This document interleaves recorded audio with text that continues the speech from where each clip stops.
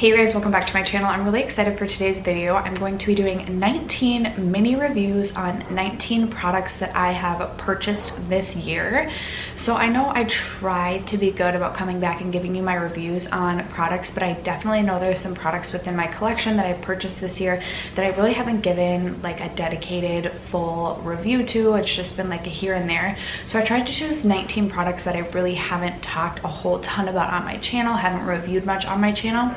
I also realized that in my most recent Sephora VIB follow-up, I missed a few items. I don't know how that happened, but I forgot to mention a few items that I had picked up. So those are included in today's video, as well as some other products, some hits, some misses. I think just one item I included that I got in my BoxyCharm. I technically counted that as something that I purchased because technically I pay for BoxyCharm.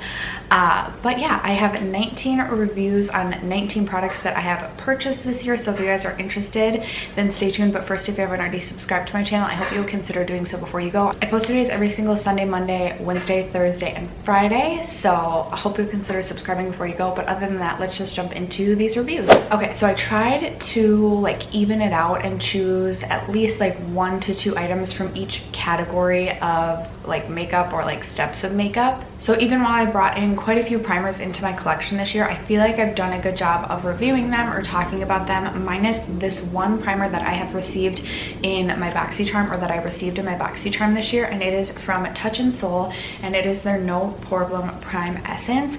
And I actually really have been enjoying this. I've been pushing it aside and pushing it aside because I just didn't think it was something that I was going to end up liking. So it took me a really long time to try this, but the way that I like to best use this is I will put this on as my primer, but then I will take the Touch in Sol No Problem primer and I will use that in my T-zone to really smooth out and fill in some of my pores, and I really like that primer combination. I don't think that this is available on the Sephora website. I think you can only get it on the Touch in Sol website. I should have looked up the price before I filmed this too. I will leave everything linked in my description box with their prices. But this is something that I would definitely consider repurchasing after finishing this up. And it even made me like the No Problem, I'll grab it quick. So it even made me like this primer just a little bit better. This, I really like to just focus in my T-zone. I don't like to use this all over my face. So I have liked this primer, but these two together, I really, really enjoy. So if you have this primer and not this, I would recommend maybe checking this out. Or if you've been thinking about this, I really do like it in combination with this. I think this is $18. For some reason, I feel like this is like $22. I'm not sure, but I really, really, really do like this. So I definitely wanted to mention it. It is a very liquidy formula, but it gives just this beautiful glow to the skin. I don't know how well you'll be able to see. It literally just feels like almost like a thicker water that you rub onto your skin, but then it just gives this like glistening glow that I absolutely love. I actually, if I'm going to the gym or if I'm doing a no makeup day, I wear these two together and then don't do foundation because it gives my skin this like natural glow and smooths it out, but I'm not wearing foundation. So that is my thought on the Touch in Sol No Problem Prime Essence. Okay, so I have 3 foundations to mention. First, I have the Dior Skin Forever Glow, and I mentioned this a couple times. I know I did a Sephora VIB follow-up and talked about this. So I actually have this one in my summer shade, which is 3N, and this is probably even still a little bit dark, even when I'm like really tan, but I can mix this with things, and I really do enjoy this foundation. I think it's really nice. It gives a beautiful luminosity to the skin without being too luminous, where I feel like it settles into lines. You know how some luminous foundations can really settle? I don't get that with this. However, the original Dior Skin Forever still takes the cake for me when I am comparing the two. I don't know if that one is still available. I think it might be the matte version of this. There's also a matte version. I'm not 100% certain what this is called in the matte version, but I know there's 2 different versions of the Dior Forever. There's the glow and then there's the more matte version, and I really want to try the matte version because the original Dior Forever was more of like a satin matte or like a comfort matte finish, and I just loved that foundation. If I knew I needed a foundation to last me all day and to look really great on my skin all day long, that is the foundation that I would choose. And while I still really do like this, I don't think it is quite as long lasting, and it just doesn't give quite the airbrushed perfection sort of finish that one used to, probably because this one obviously is a little bit more luminous and dewy. So I still really like this, but I would take the original Dior Forever Skin over this guy any day. A foundation that I really did not like this year, and I've mentioned this I did a video about, I think like what was it? Something about like products I regretted buying from this year, and I haven't regretted much this year. I think maybe I talked about it in like a Get Ready With Me where I was talking about how I felt like my low buy was going so far. This is from Cover FX. It is their Power Play foundation, and this is a matte foundation, and I knew that going into it. However, I had seen a couple of my favorite YouTubers with dry skin review this and say that they really liked it, so I thought that it would work well for me. Okay, interrupted by the toddler. I have a feeling the rest of this video... Sorry. Interrupted by my daughter. I have a feeling getting through the rest of this video is going to be a bit of a challenge, on and off. Okay, so this just didn't work for my skin. It's so drying that I have to work in sections of my face to get this on, to get this, I don't even want to say looking good, because this alone does not look good on my skin. It's way too drying, way too flat. I probably chose a color that's too light for me, which for some reason with matte foundations, I always choose a color too light for me, which just makes the entire situation even worse. The one way that I found, the reason I haven't decluttered this yet is because I found one way that I can get this to work, and I mix it with my MAC strobe cream. I still work in sections of my face to get it on, but with the MAC strobe cream, it gives enough of a luminosity that it's not so flat on my face. And then if I do that, I also go in heavy with the highlight, etc. But this is going to take me forever to get through, because it's just not something I want to reach for, because I know I have to mix it. I know it's still not going to be like my favorite end result. So for me, this was a huge bust. If you have dry skin, again, I've heard people with dry skin rave about this foundation. For me, it definitely didn't work. And then this isn't a foundation, but it's a tinted moisturizer rather. This is from Laura Mercier. This is in Bare Radiance 1N1. So I think right after I picked this up, they reformulated it. I picked this up in like May or June, because I was looking for a good tinted moisturizer for work, and now I see that they have like new packaging. I don't know if it's a different formula or just different packaging. Regardless, it's not in this packaging any longer. I love this, you guys. This is 100%. I probably have used, actually looking in the light, I'm like right here, I probably used, or I have used half of this already, and I basically had to force myself to not use it and rotate through other things in my collection. This was amazing for the summertime. I liked to go in with the Drunk Elephant De-Bronzy like serum and mix it with this to basically match whatever shade I was within my tan at the time, and this was super nice. With a brush, I could make this be like a light, not light to medium coverage, but like a light coverage, more than a tinted moisturizer normally would be.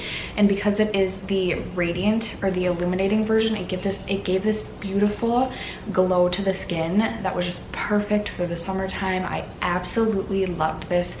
This is a very expensive product. I think it's $47. I think it is 100% worth the investment if you love a tinted moisturizer, if you like a little bit of a glow, if you don't mind paying a higher price for tinted moisturizers or foundations. I personally haven't found a tinted moisturizer at the drugstore that I love, and this I would go as far as to say like I love this. So really happy that I picked this up this year, and definitely recommend checking out if you're in the market for a tinted moisturizer with a little hint of a glow. Okay, I have two concealers I want to talk about, and up first, this one is from Fenty. This was the Pro Filter concealer, which released at the beginning of the year, and the reason I wanted to come on and review this is because I actually did a dedicated review on this concealer, and in that review video I said that I did really like this, and my mind has since changed. This definitely is not my favorite, and also the shade that I got is so light that it's just too light. Like I have to mix this with a darker concealer because it is so light. It looks ridiculous underneath my eyes. I'm not going for that super bright look underneath my eyes, and I definitely get that with this. I also feel like this is a little more drying, a little bit more drying than I had originally thought. It's not as hydrating as I would like it. Now that I've tried more concealers, tried a few more hydrating concealers, I'm definitely looking for something a little bit more than what I'm getting from this.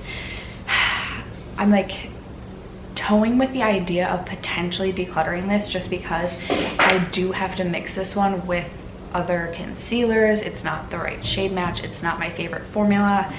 But then there's that other part of me that just really would like to use it up rather than declutter it, because I did spend the money on it. So I'm a little bit torn with this, but I wanted to come back and review this and say that my mind has changed and I don't love this like I originally thought I did. And then that same day I had also purchased, and then the same day that I purchased the Fenty concealer, I had also purchased the Smashbox Studio Skin Flawless 24-Hour Concealer. And I've talked about this a little bit on my channel. This is another concealer that's a little bit of a disappointment, or another product that I kind of regret buying this year. This was kind of just like a spur of the moment purchase. Here it is right here. Now this one definitely is more hydrating than the Fenty one, but it's a super liquidy formula, and it's, I don't know, I feel like this one has to be set right away, and I just get a lot of creasing and a lot of... Okay, we're gonna try and film with the toddler, I guess. No, I'm not a toddler. I thought you were. No, I'm not. Okay, we're filming with the not toddler. So this just isn't the perfect shade match for me, and it's just not my favorite concealer. I've mentioned this many times on my channel, but I feel like I'm very picky when it comes to concealer. I still haven't found my perfect concealer. Well, maybe I have. I really love the Laura Mercier concealer, and I really love the Ulta Beauty concealer. Ulta just released, not just, but this year I believe, released a more hydrating concealer. And I actually had a gift card and just picked that concealer up and replaced my like original Ulta concealer, because they were buy one get one half off. So I'm really excited to try those two, like to see the difference between the two. But $9 versus, I think this is like $29, maybe $32, I can't remember the price, $24, I don't know what the price of this was. I don't think it was worth my money. This one I think I should be able to get through, but it's just not my favorite formula.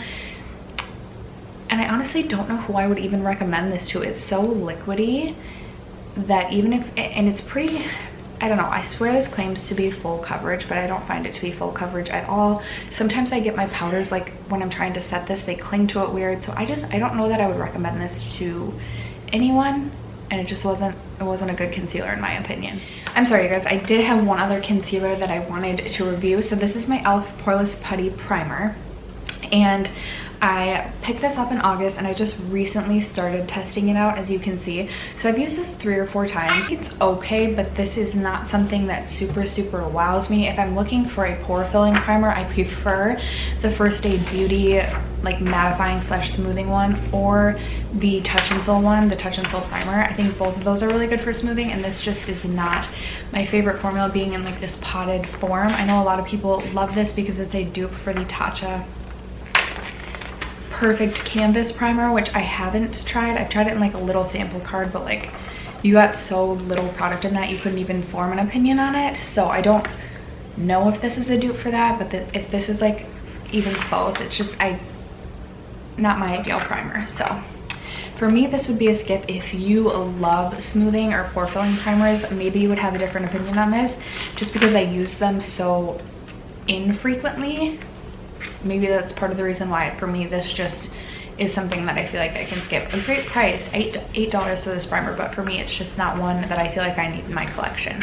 I have one blush formula but 2 blushes to review. I think I've like briefly talked about these on my channel, but I wanted to talk about them a little bit more. It's the Cover FX blush duos. I have mine in the shade Warm Honey, as well as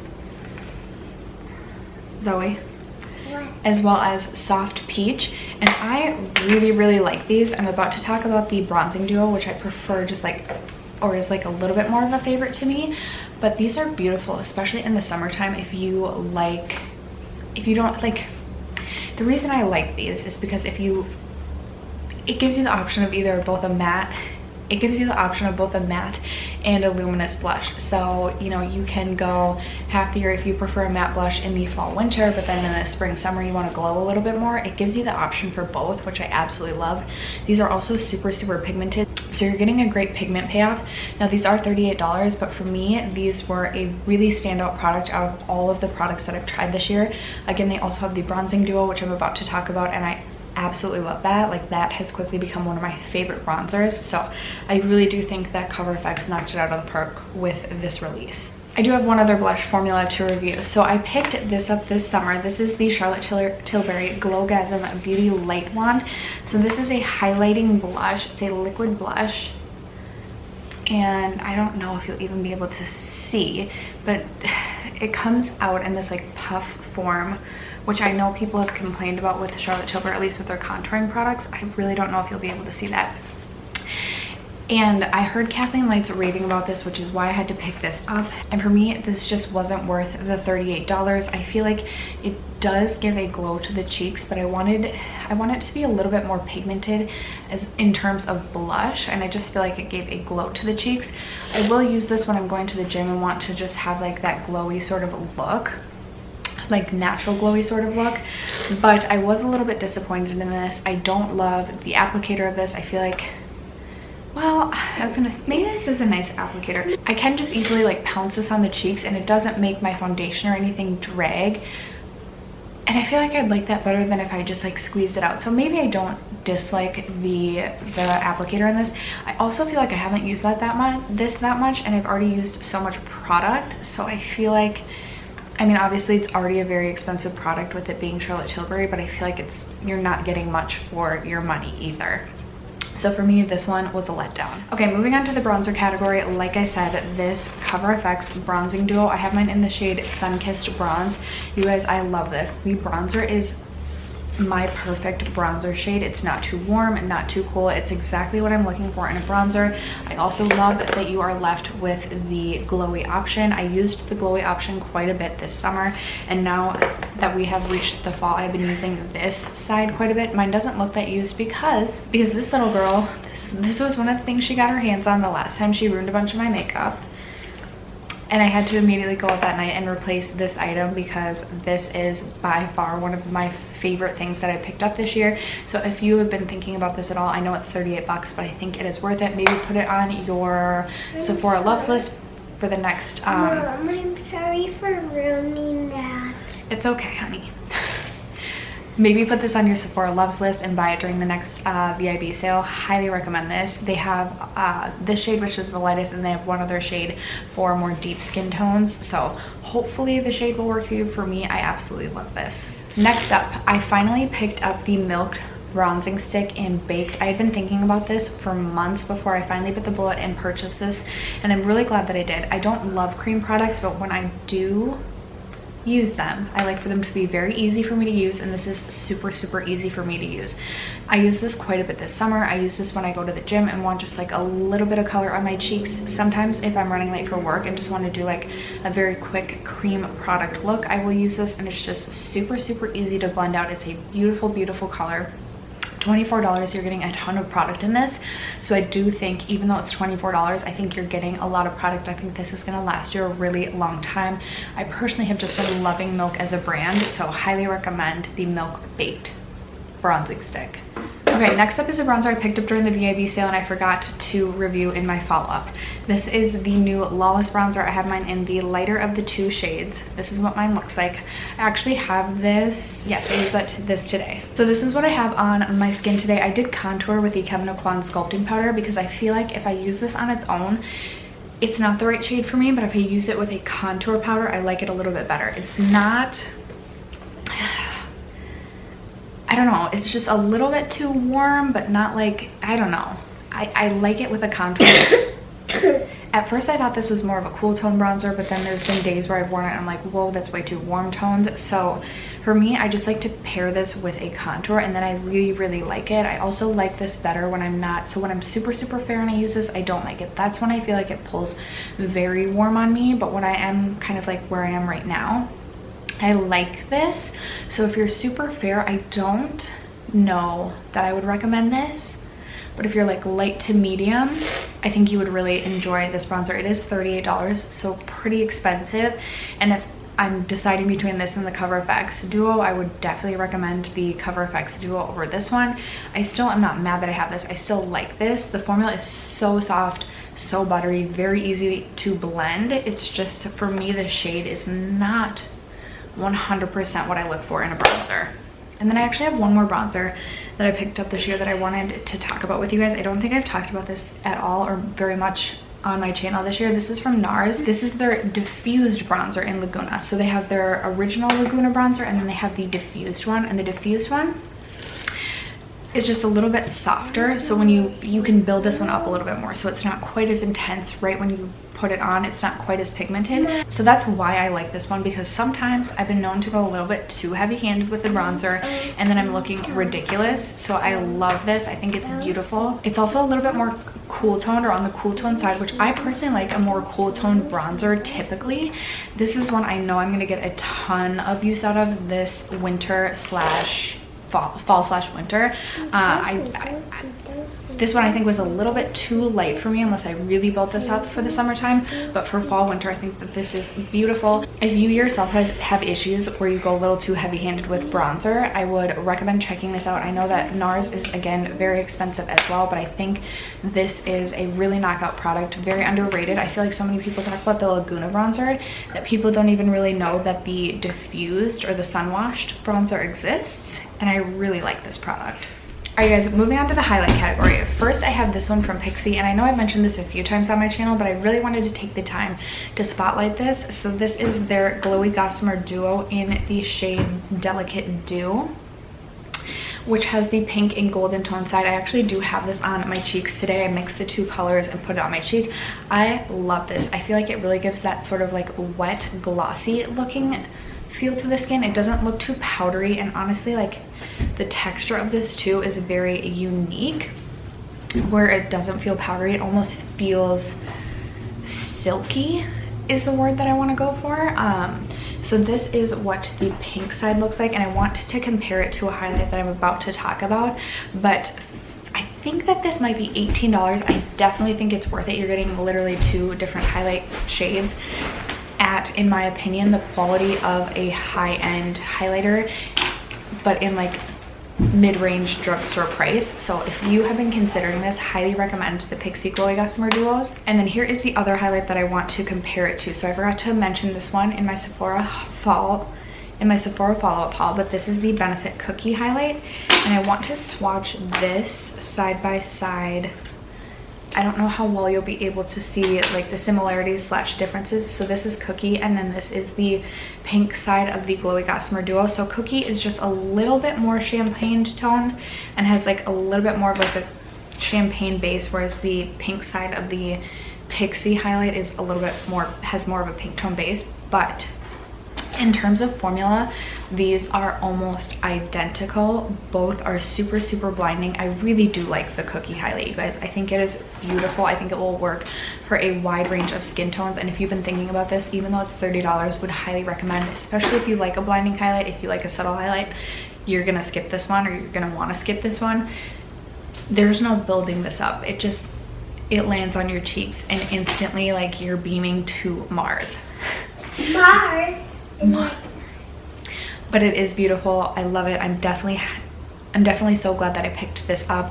I know that this was out of stock for a bit. I'm not sure if it's back in stock at Sephora, but I highly recommend both of these highlighters. And another highlighter that I forgot to mention in my Sephora follow-up haul that I literally want every shade. So this is the new one from Milk Makeup. Maybe I did talk about this. I can't remember, you guys.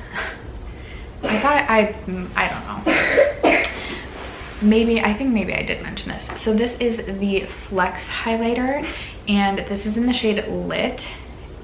I've never felt, bless you, I have never felt a highlighter.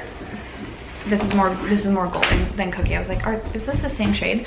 I've never felt a formula that feels like this. I can't even describe it. It's so silky. And this is another one too that just gives such a blinding, beautiful finish to the skin. The second I put this on my cheeks, I was like, I want all the shades. I really want to pick up all the shades. $28 I don't think is a bad price for a high-end highlighter. And again, the formula on this is unlike any other highlight I've tried. All three highlighters that I just mentioned, again, give sort of that wet appearance to the skin, and they aren't powdery at all. It's almost like a glaze. I don't know. They're beautiful. These three highlighters, I'm so glad that I picked up this year. I know the highlight category was one category. I really didn't want to bring a bunch of new highlighters in this year because I had so many highlighters. I think I had like 46 when I did my beginning of the year inventory, but I'm definitely glad that these made it into my collection. All right guys, 3 eyeshadow formula slash products. So first I have this Kasha Beauty Bento Trio, and I just recently started trying this. This has been in my collection for a while. I have this mauve toned trio, and so it has this shade right here, which is a beautiful mauve toned shade. The middle shade is this beautiful shimmer, and then the bottom shade is this one that you can use to deepen up. I was wearing this trio in my 19 and 2019 update, the recent one, update number 3, and I really like this. The one thing I feel about these is like you're incredibly limited with the amount of looks that you can do, but I like that these are really durable. I feel like they'd be really easy to travel with, and I am interested in picking up more of these. I feel like if you had a couple of these, you could just toss these into a makeup travel bag. They'd be really easy to travel with. I know sometimes it's nice not to have 12 eyeshadows sitting in front of you, so it just makes it like when you're only left with 3 shadows, like it makes it very easy to decide what you're going to do for your eyeshadow look, which I know some people can really appreciate. So I definitely think that there is a market for these. I think that the formula is really nice. I had no issues blending. I really liked the shimmer formula. I could get a really intense foiled effect without using it wet, so I did really enjoy this. I just think you're a little bit limited, and by a little bit I mean a lot bit limited by the amount of looks that you can do, but this is definitely something that I am interested in picking up more of these trios. An eyeshadow palette that I was disappointed in is the Riviera Palette by ABH, and I was really excited when this released, but this just isn't a wearable everyday palette for me, and I should have known that before I purchased this, but I think I just used to at least get so excited about ABH releases. Now they're releasing things every week, but I used to get so excited about any new palette release from ABH because I love the formula. But for me, this is just a little bit of a confusing palette. Like I don't ever really know what kind of look I want to create. I still think the formula is good. I just think for me, this isn't a palette that needed to be in my collection. It's a colorful palette, but like not really a rainbow palette. And it's not something that I find myself ever wanting to reach for, so I definitely could have skipped this year. All right guys, 2 more products. Next is another palette that I picked up this year. This is the Natasha Denona Sunrise palette, and I actually have this one on my eyes today, and this one was a hit for me. I really have been enjoying this. I like that she offered a smaller pan size at a lesser cost, so this retails for $65, and the quality in this is really good. I know some of her mini palettes, the quality has been lacking, but I think the quality of this is standout and phenomenal. The one thing that I will say about this palette is every single look that I create with this, I feel like ends up looking a little bit more red toned than I anticipated when I like started the look. This shade right here, I'm not even gonna try and pronounce the name. I actually have this on my lid today. And then Aster right here. These 2 shades don't really have like a base color to them, so they're almost like not a chunky glitter, but they're definitely more of a glitter, and I prefer to use them with a wet brush, or I do get some fallout. The rest of them have a base to them. The shimmers and all, like the shimmers are just that great Natasha Denona formula. I absolutely love this Laurel shade. I'm currently trying to pan this in my Pan Those eyeshadows. I love Awakening. I really do like Aster. It just, again, doesn't have a base, so sometimes I like to go on with like a white eyeliner to give it more of a base, to give it more of a pop. The mattes in here, I have no issues with these blending. The kick up isn't too bad. There's like a small amount of kick up, but it's nothing like ABH's formula. And I just think overall this is a really standout palette. Very impressed with this one from Natasha Denona, and very happy that I decided to pick this up. And then the last product I have to review for you guys is this lip product from Marc Jacobs. This is one of the gloss sticks, and for me, I thought I was gonna love this because so many people rave about this, or used to rave about this. I feel like I don't really hear people talk about this anymore. I do have mine in the shade Mocha Chocolate. I'll swatch it. There it is right there. It does have sort of just like a glossy finish to it, but it's just nothing special in my opinion.